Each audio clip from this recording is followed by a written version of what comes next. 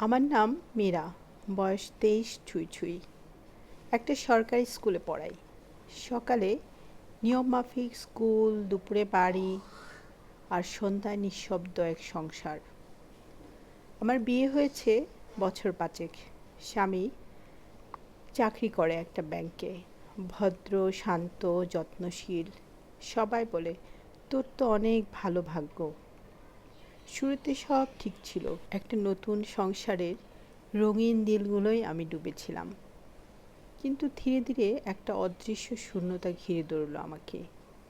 রাতে পাশে শুয়ে থাকা মানুষটা যেন ধীরে ধীরে দূরে সরে যেতে লাগলো। যখন আমি তাকে একটু ছুঁয়ে দিতে চাইতাম, সে মুখ ঘুরিয়ে নিত। কখনো বলতো মাথা ধরেছে, আবার কখনো অফিসের কাজের ক্লান্তি।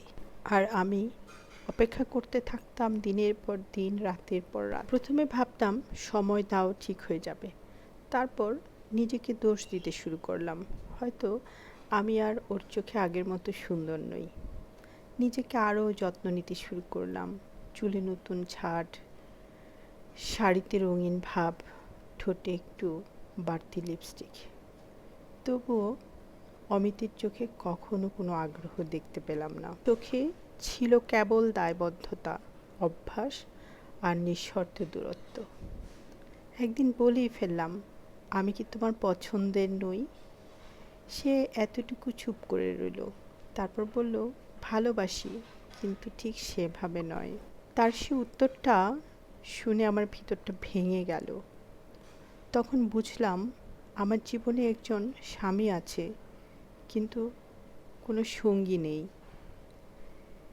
দিনগুলো কেটে যায়, আমি রান্না করি, সংসার চালাই, স্কুলে ছেলে মেয়েদের শিখাই সম্পর্ক মানে কি, ভালোবাসার মানে কি।